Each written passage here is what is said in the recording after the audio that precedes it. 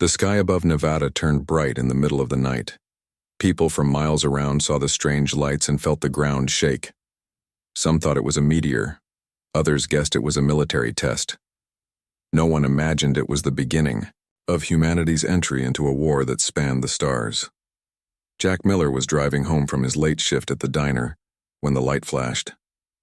His old pickup truck stalled as a wave of energy rolled across the desert. He stepped out, looking up at the sky in wonder. The light faded, revealing a massive shape descending through the clouds. "What the hell?" he whispered. The shape was unlike anything Jack had ever seen. Smooth and oval, with a surface that seemed to shift colors like oil on water. It was at least the size of a football stadium, and it was landing less than a mile from where he stood. Jack should have been afraid. He should have run. Instead, he found himself walking toward it, drawn by a curiosity that overrode his fear.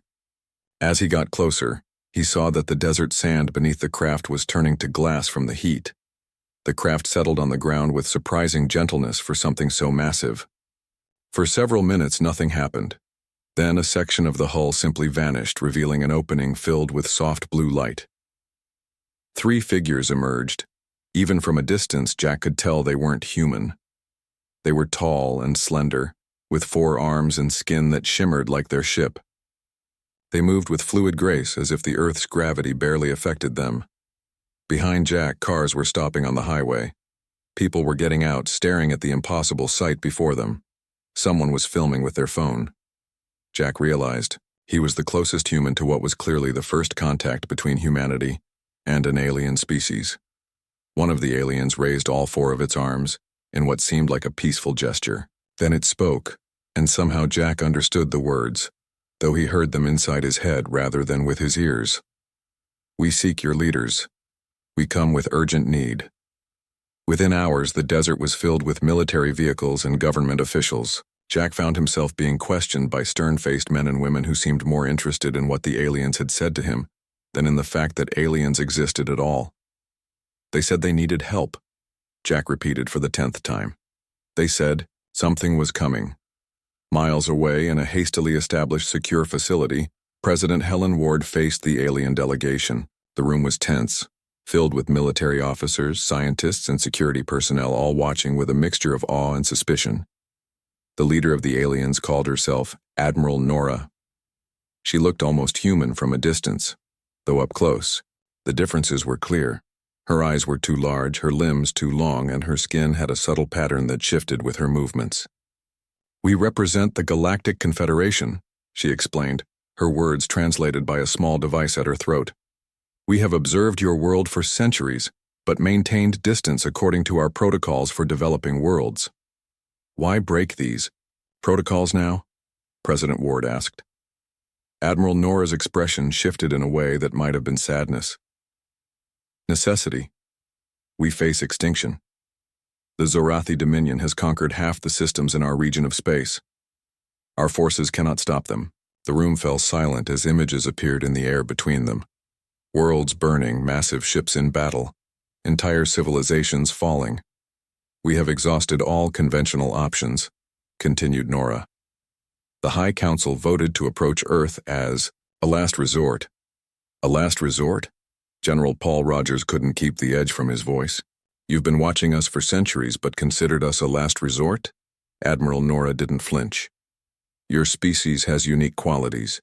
You are adaptable, creative, and..." She paused, seeming to choose her words carefully. "You excel at warfare, in ways our civilization has forgotten." The statement hung in the air. Humanity sought not for their technology or wisdom, but for their capacity for violence. The Confederation has fought according to the same codes and traditions for thousands of years, explained another alien, who introduced himself as Lieutenant Allen. The Zorathi learned our patterns and developed defenses. They have pushed us to the edge of defeat. "And what exactly do you want from us?" asked President Ward. "Your soldiers, your strategists, your unconventional thinking." Admiral Nora gestured, and a new image appeared, a map of nearby star systems. "The Zorathi will reach your world within 5 years if they are not stopped. We offer an alliance, your military insight for our technology." The briefing continued for hours. The aliens explained how the Confederation had maintained peace through rigid rules of engagement. Wars fought according to strict codes that had become predictable. The Zarathi had exploited this predictability, winning battle after battle against forces that refused to adapt. 3 days later, at a secure military base in Colorado, a joint Earth Confederation training program began. 100 human military officers from around the world met their alien counterparts for the first time.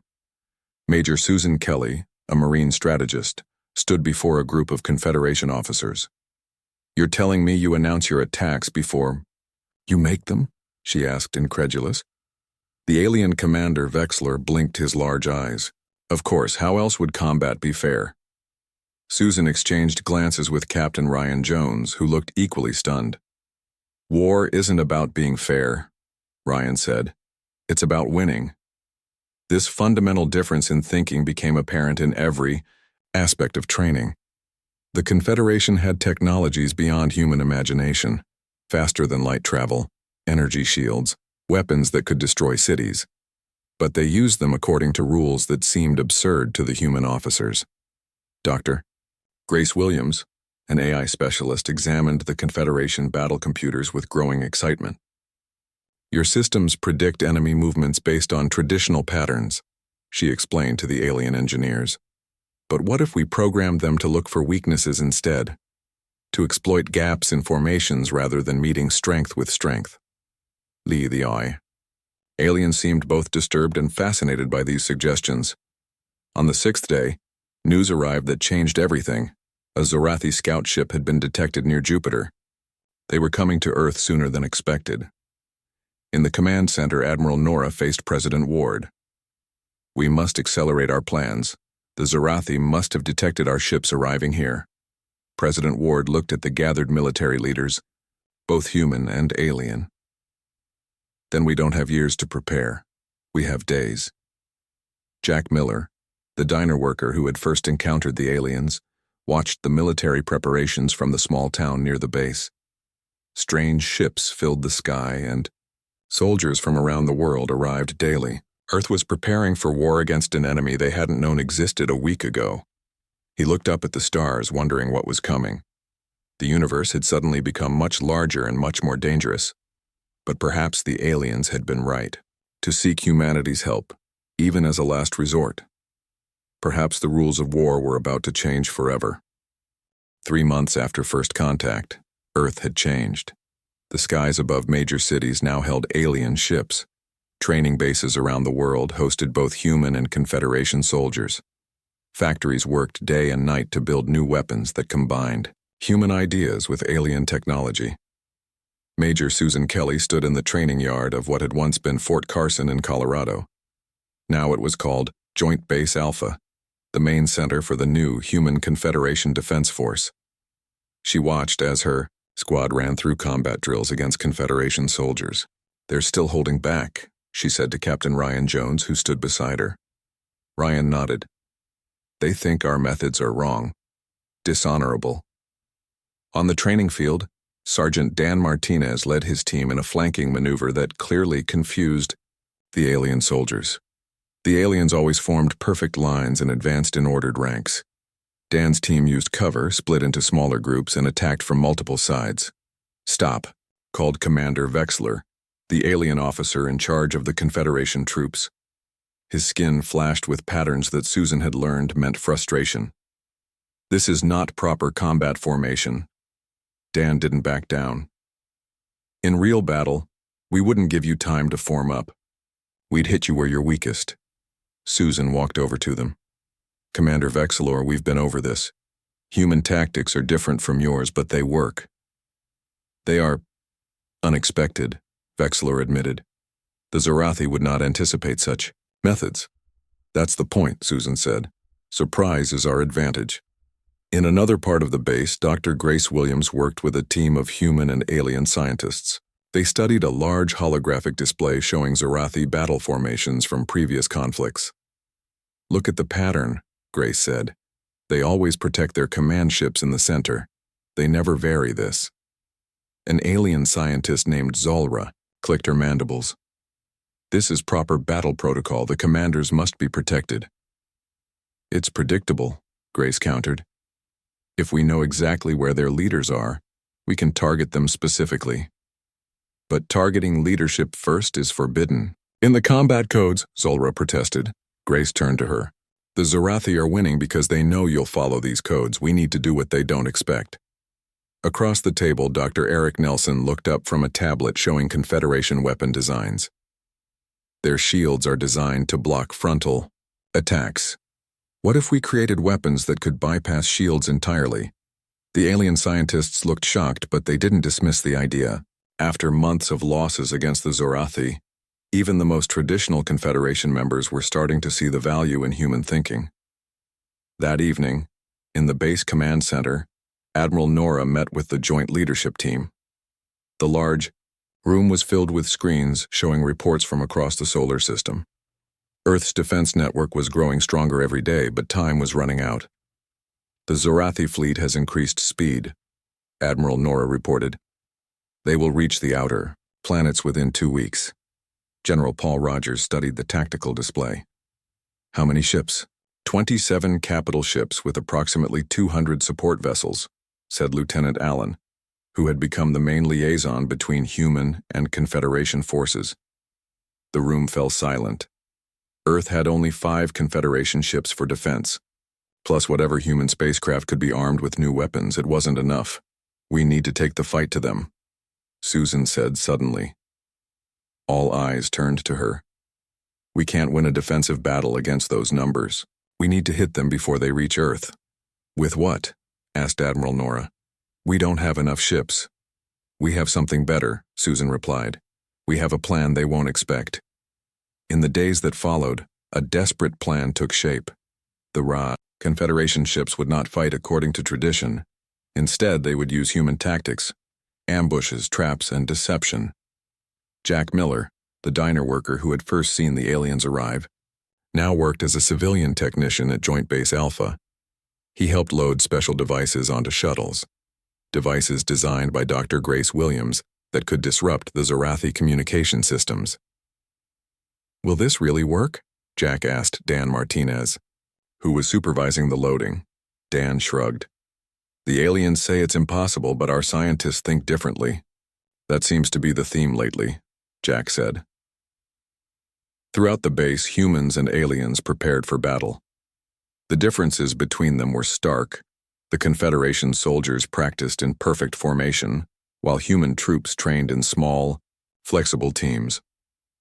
But slowly, some aliens began adopting human methods, and humans learned to use Confederation technology in ways its creators never imagined. In her lab, Grace worked through the night with her team. The device they had created was ready for testing. It was small, about the size of a basketball, but if it worked, it would change the nature of space combat. The shield disruptor is operational, she told General Rogers and Admiral Nora during the final briefing. It creates a temporary hole in enemy shields, just large enough for a small missile to pass through. This violates all principles of honorable combat, said Commander Vexilor, who had joined the planning team despite his reservations. It also might save both our worlds, Rogers replied. The day before the Zorathi fleet was expected to reach Saturn, the Joint Earth Confederation force made its move. 5 Confederation battleships, now modified with human upgrades, jumped to the edge of the solar system. With them went 20 human space shuttles, each carrying a special operations team and Grace's new devices. Susan Kelly sat in the lead shuttle, checking her equipment one last time. Beside her, Ryan Jones looked both nervous and excited. Remember, when the strangest thing in our lives was wondering what movie to watch on Friday night? He asked. Susan smiled. Hard to believe that was only 3 months ago. The plan was simple but completely contrary to Confederation battle doctrine. The shuttles would hide among the icy debris of the outer solar system. When the Zorathi fleet passed, they would attach Grace's shield disruptors to the enemy ships, creating openings for precision strikes from the Confederation vessels. No announcing their presence. No honorable confrontation in open space. Just a quiet, deadly ambush. As the shuttle powered down to minimal systems to avoid detection, Susan looked out at the vastness of space. Somewhere out there, the Zorathi fleet approached, confident in their understanding of how their enemy would fight. They had no idea that the rules had changed. Humanity had entered the war, and with them came a whole new way of fighting. The Zorathi had labeled humans a last resort in the Confederation's desperate struggle. Soon they would learn why that might have been the wisest decision the Confederation ever made. The waiting game began. In the darkness of space, Susan and her team prepared to rewrite the rules of war. The vastness of space near Saturn was silent and cold. Susan Kelly and her team waited in their shuttle, hidden among the icy rocks of the outer solar system. Their systems were powered down to avoid detection. Only the soft glow of emergency lights lit the inside of the craft. "Contact," whispered Ryan Jones, watching the sensor display. Zorathi fleet entering the sector. Susan moved to the viewport. In the distance, she could see them. Massive ships moving in perfect formation. Their hulls glowed with a strange purple light. There were so many of them. "They're not even trying to hide," Dan Martinez said from his position at the weapons console. "They don't expect any resistance out here." Susan clicked her communication device. "All teams, prepare to move on my mark. Remember the plan. Attach the disruptors and get clear." Similar scenes played out in 19 other human shuttles spread throughout the area. Each carried a small team and several of Grace's shield disruptor devices. "The Zorathi are maintaining standard approach formation," reported the Confederation pilot who had been assigned to Susan's shuttle, "just as our intelligence predicted." Susan nodded. The alien pilot still seemed uncomfortable with their tactics, but she had followed orders without complaint. "Mark," Susan said quietly into her comm. 20 shuttles powered up simultaneously and moved toward the Zorathi fleet. They stayed close to the larger rocks and debris, using them as cover. The human pilots flew with skill and daring, taking paths no Confederation pilot would have considered safe. On the bridge of his command ship, Zorathi High Commander Krastar observed the approach to the human solar system. His species looked somewhat like tall, thin humans covered in an exoskeleton, with 4 arms and eyes that glowed in the dim light of the bridge. "No Confederation vessels detected," reported his second-in-command. "They must be waiting in standard defense position near the inner planets." Krastar clicked his mandibles in satisfaction. "As expected, they always follow the same patterns. Prepare battle formation Delta for when we reach the defense line." "Commander," called a sensor operator suddenly. "Small objects moving among the debris field. They appear to be ships." "Impossible," said Krastar. "No ships could navigate safely through that debris. It must be sensor echoes." Back among the ice and rock, Susan's shuttle approached one of the smaller Zorathi ships at the edge of the formation. 2 other human shuttles moved toward different targets. "They haven't spotted us yet," Ryan said. "Their sensors are focused forward, toward Earth." Susan turned to her team. "Ready the disruptors. We'll need to attach them directly to their hull." Dan lifted one of the devices. It was small but heavy, packed with technology developed by Dr. Grace Williams. "Once these are in place, we have 3 minutes to get clear before they activate." The shuttle approached the massive alien ship. Up close, it was even more intimidating, at least 10 times the size of their small craft. Its purple glowing hull was covered in strange patterns that seemed to shift and move. "There," Susan pointed. "That looks like an exhaust port. We can attach the first disruptor there." The shuttle pilot maneuvered carefully, bringing them within meters of the Zorathi vessel. Susan and Dan put on their spacesuits. "Remember," Susan told the team, "quick and quiet, in and out." They opened the airlock and pushed off toward the Zorathi ship, carrying the disruptors. The void of space surrounded them, silent and deadly. Susan used small thrusters on her suit to guide her toward the exhaust port. The surface of the Zorathi ship was warm, even through her gloves. She placed the first disruptor against the hull near the port. It attached with a magnetic clamp, blinking, once to indicate it was armed. Dan placed the second disruptor on another part of the hull. They worked quickly, staying close to the surface to avoid detection. Across the Zorathi fleet, other human teams were doing the same, placing disruptors on key ships. The operation was going perfectly until an alarm suddenly blared from a ship near Susan's position. "We've been spotted." Ryan's voice came through her helmet comm. One of the teams was detected. The Zarathi are going to full alert. Susan looked at Dan. We need to finish now. They placed the final disruptor and pushed off from the hull, jetting back toward their shuttle. Behind them, the Zarathi ship's lights were changing from purple to red as it went to battle stations. All teams, fall back immediately, Susan ordered, through the comm. The operation is compromised.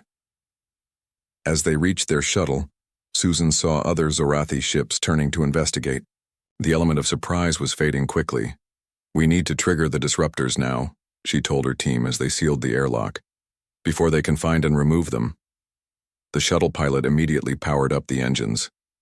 The Confederation fleet is moving into position. They await your signal. Susan took a deep breath and pressed a button on her wrist device. Disruptors activating. Across the Zarathi fleet, the small devices attached to various ships suddenly glowed bright blue. Each created a localized field that interfered with the ship's shield systems, opening small but critical gaps in their defenses. Now, Susan called, into the fleet-wide comm. From their hiding places among the outer planets, 5 Confederation battleships appeared, weapons already charging. They fired precise, powerful beams at the exact spots where the disruptors had created weaknesses in the Zarathi shields. The effect was devastating. 15 Zarathi ships were hit in critical systems before they could react. Some lost power and drifted helplessly. Others suffered damage to weapons or engines. In the chaos, the human shuttles raced away, using the debris field for cover as they retreated toward the Confederation ships. On his command ship, Krazitar stared at the tactical display in disbelief. How did they penetrate our shields? This is impossible. Commander, the Confederation ships are not following standard attack procedures, his second reported, mandibles clicking in confusion. They're targeting our command vessels directly. This violates all combat protocols. For the first time in his long military career, Krastar felt uncertainty. The enemy was not fighting according to the established rules of warfare. They were using tactics his forces had never prepared for. Regroup, he ordered. All ships, tighten formation and adjust shield frequencies. But it was too late for many of his vessels. The surprise attack had crippled nearly a third of his fleet before the battle had properly begun. Susan's shuttle docked with one of the Confederation battleships. As she stepped onto the bridge, Admiral Nora was waiting. Your plan worked, the alien commander said, her skin patterns showing a mixture of amazement and concern. But the Zarathi still outnumber us. Susan looked at the tactical display. The remaining Zarathi ships were regrouping, but they were moving cautiously now, unsure what to expect. They're confused, she said. For the first time, they don't know what we'll do next. And that's exactly where we want them.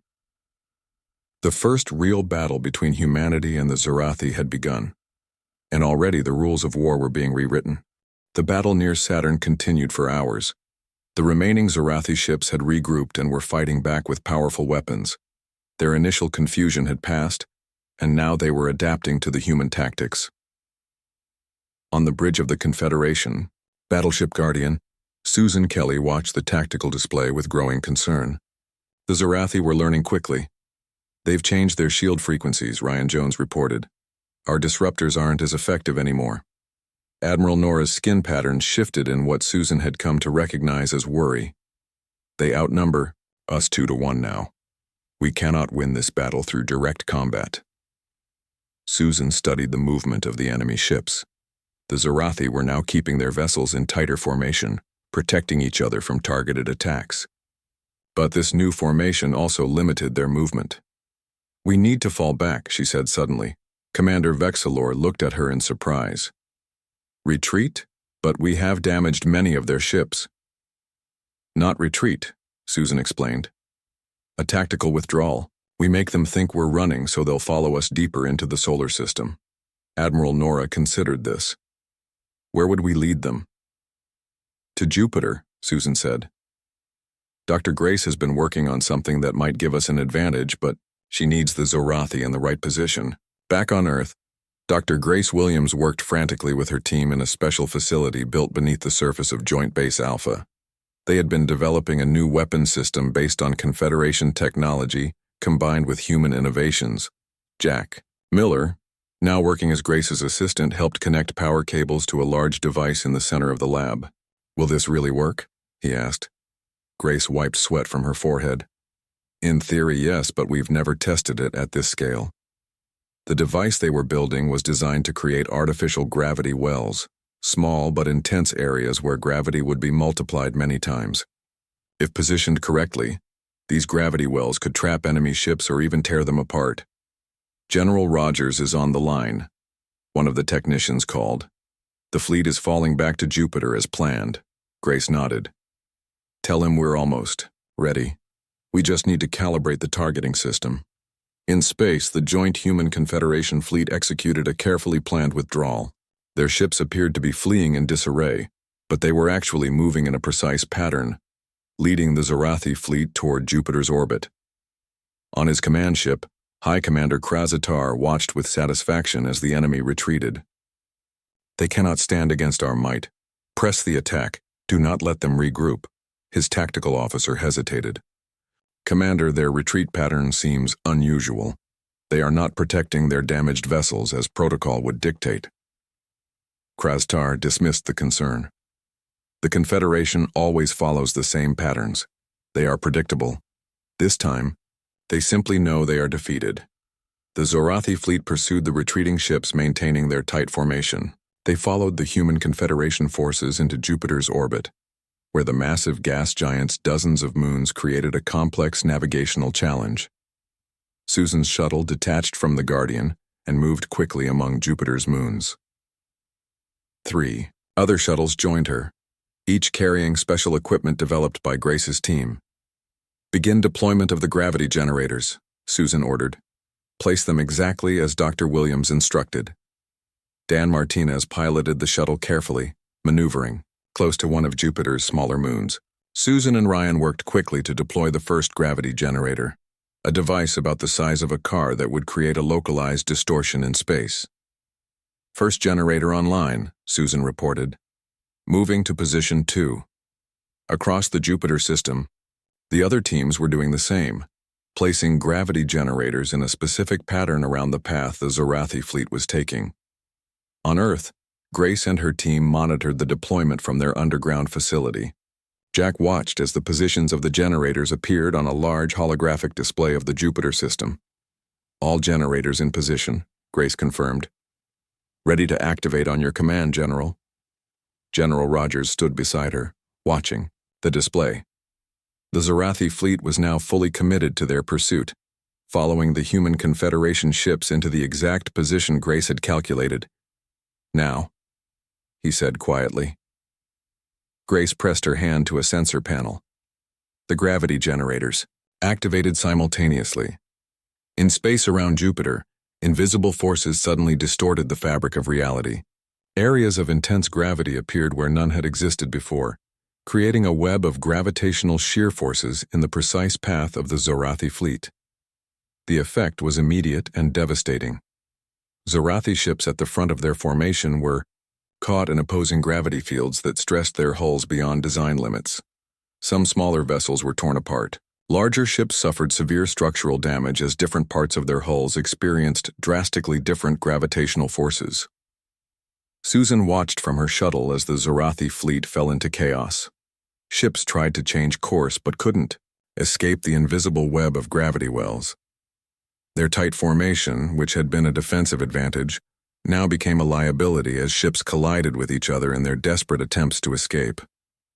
"It's working," Ryan said in amazement. "They're trapped." On his command ship, Krastar fought to maintain control as the vessel shuddered under impossible stresses. "What is happening?" he demanded. "There are no natural phenomena that could cause this." "It's artificial, Commander," his science officer reported, fear evident in his voice. "The enemy has somehow created localized gravity distortions. Our sensors didn't detect any such technology." For the first time, Krastar felt something he had never experienced in battle before: doubt. The enemy was using weapons and tactics that violated every principle of honorable warfare, every expectation based on centuries of combat experience. All ships, Break formation, he ordered.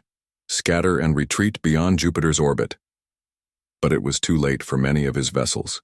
Nearly half the remaining Zorathi fleet was severely damaged or disabled by the gravity weapon. The once mighty invasion force was now reduced to a fraction of its original strength.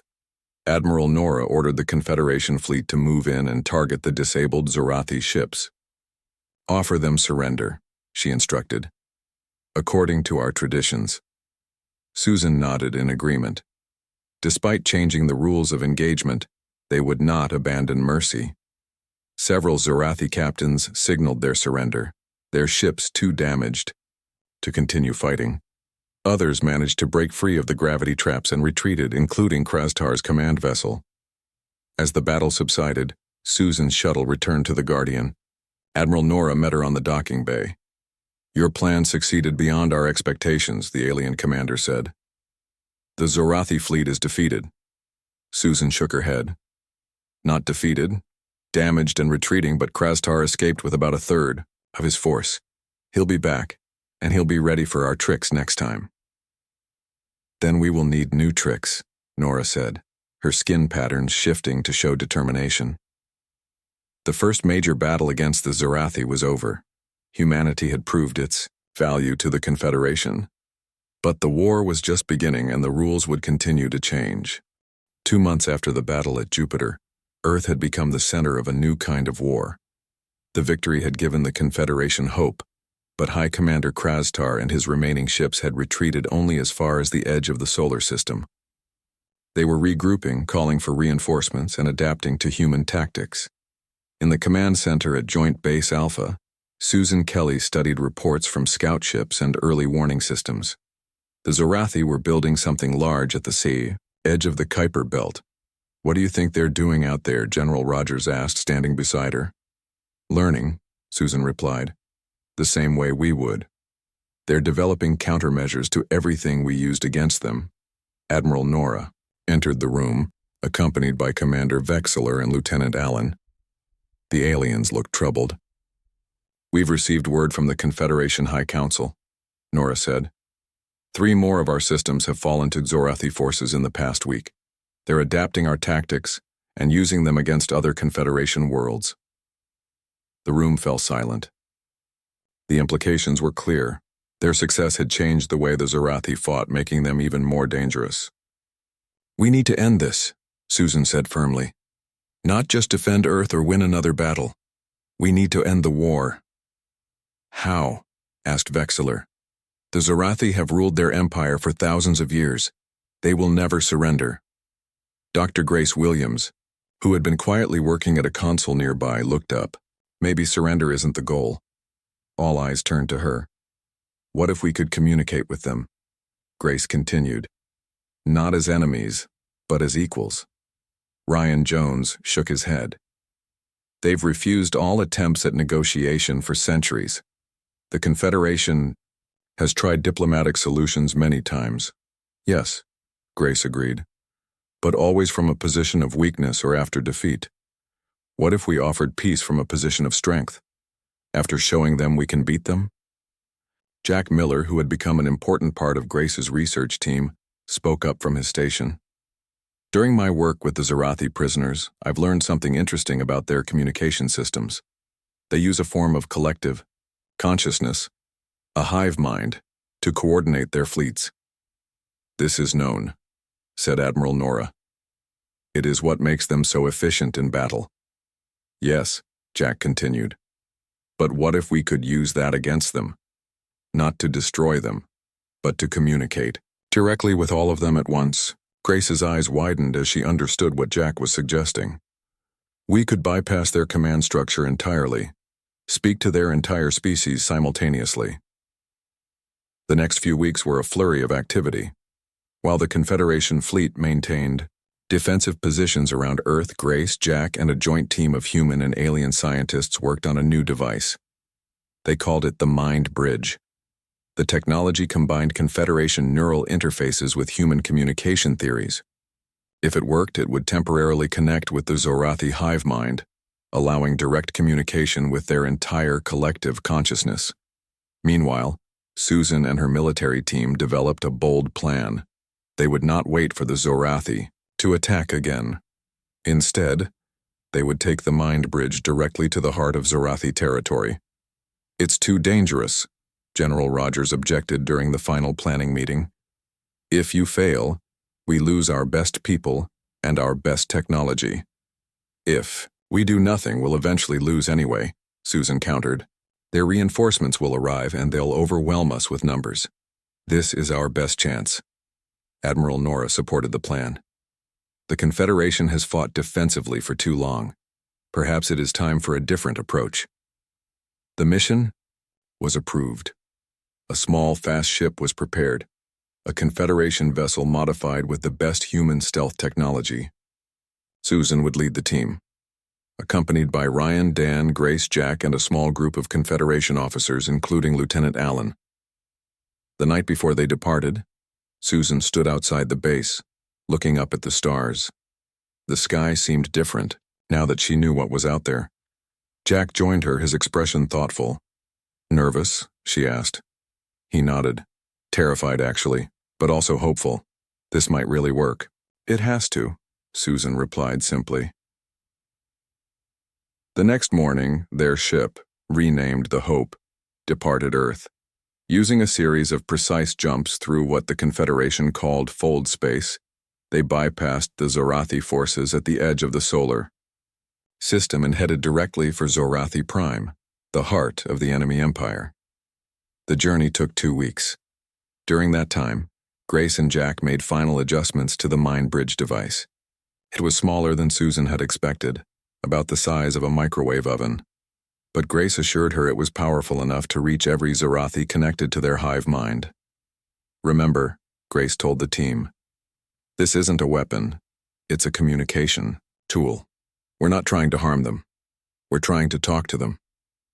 When they reached Zorathi space, they encountered the first real test of their plan. Massive defense platforms surrounded the Zorathi home system. The Hope's stealth systems strained to keep them hidden as they slipped past the outer defenses. "Multiple ships detected on approach," Ryan reported from the tactical console. "They've spotted us." Susan made a quick decision. "No more hiding. Open a channel to all Zorathi vessels." Lieutenant Allen looked surprised, but complied. "Channel, open." Susan spoke clearly and confidently. "Zorathi vessels, this is Major Susan Kelly of Earth. We come to speak, not to fight.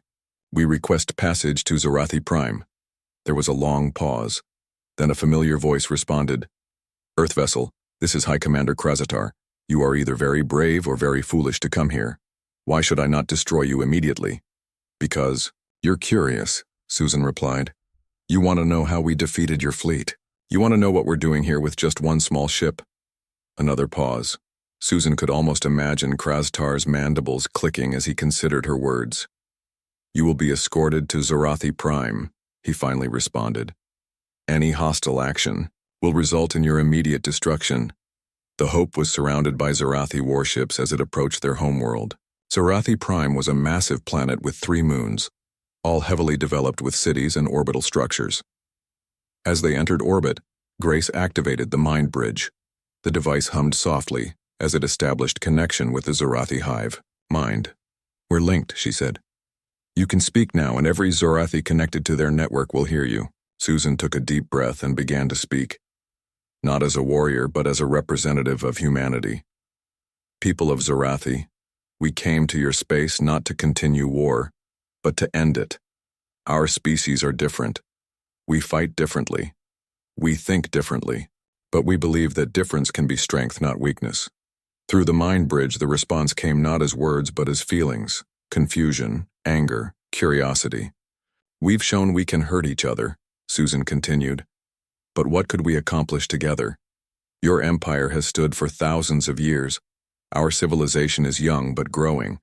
We have much to learn from each other." The feelings shifted, becoming more focused. Questions formed in the collective mind. Why should they trust humans? Why should they stop their expansion? Susan answered honestly. Because endless war benefits no one. Because together, We could face challenges greater than each other. For hours, the conversation continued through the mind bridge. Susan and her team took turns speaking to the collective consciousness of the Zarathi people. They shared human history, human art, human ideas about peace and cooperation. In return, they began to understand the Zarathi, their pride, their ancient traditions, their fear of change. Finally, High Commander Krastar himself came aboard the Hope. He stood taller than any human, his exoskeleton gleaming in the ship's lights. "Your methods are strange," he said, "but effective.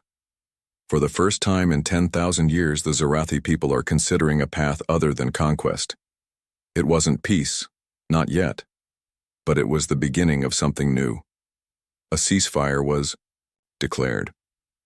Negotiations would begin between Earth, the Confederation, and the Zarathi Empire." As the Hope prepared to return home, Susan looked out at the alien world below them. Humanity had been labeled a last resort by desperate allies. In the end, they had changed not just the rules of war, but perhaps the future of 3 civilizations. The stars looked different now, not just distant lights, but homes to people both, strange and familiar. And somewhere among them was Earth, waiting to hear what they had accomplished.